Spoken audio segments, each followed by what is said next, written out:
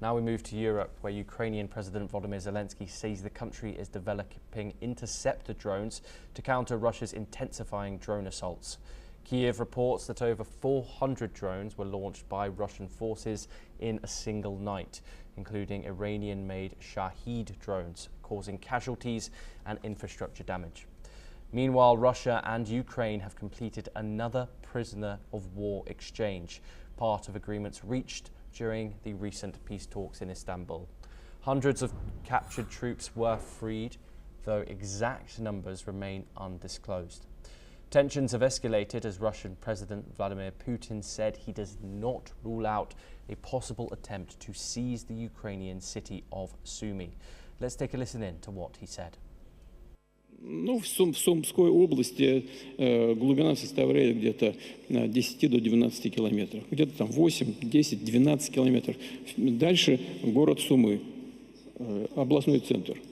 Ну, у нас нет такой задачи забрать Сумы, но в принципе я этого не исключаю. Ukraine's foreign ministry condemned the comments, calling them proof of Moscow's disdain for the peace process. The US President Donald Trump stated that the United States should not be required to meet NATO's 5% GDP defense spending target, arguing other alliance members should contribute more. We're now once again joined by Spencer Critchley, joining us from California, USA. Thank you very much, Spencer, once again for joining us.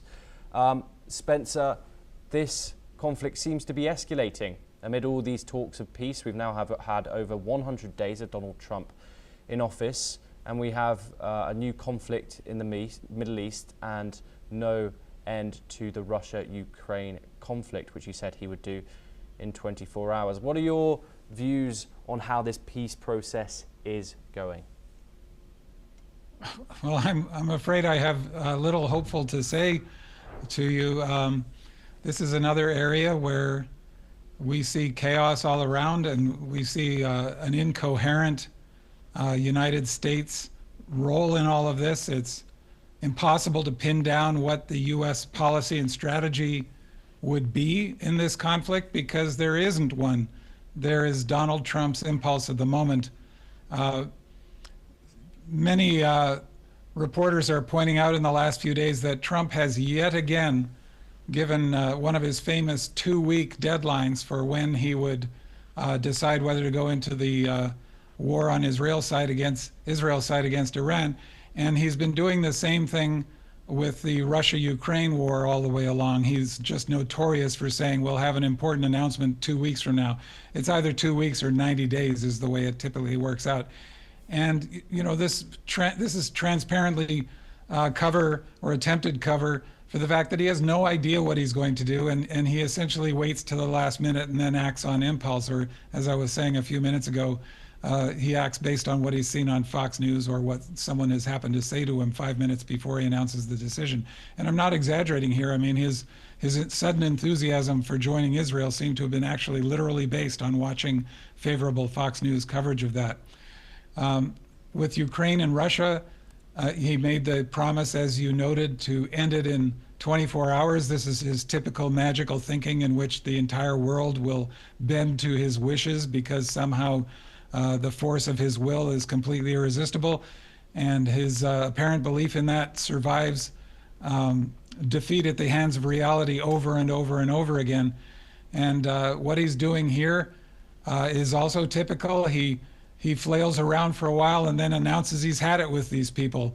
And that's what we see him doing here, is saying that he's tired of talking to Russia and Ukraine, equating the two of them as if a country that was invaded is equivalent to a country that did the invading, and not only invaded, but invaded by a country that deliberately targets, tortures, and murders civilians.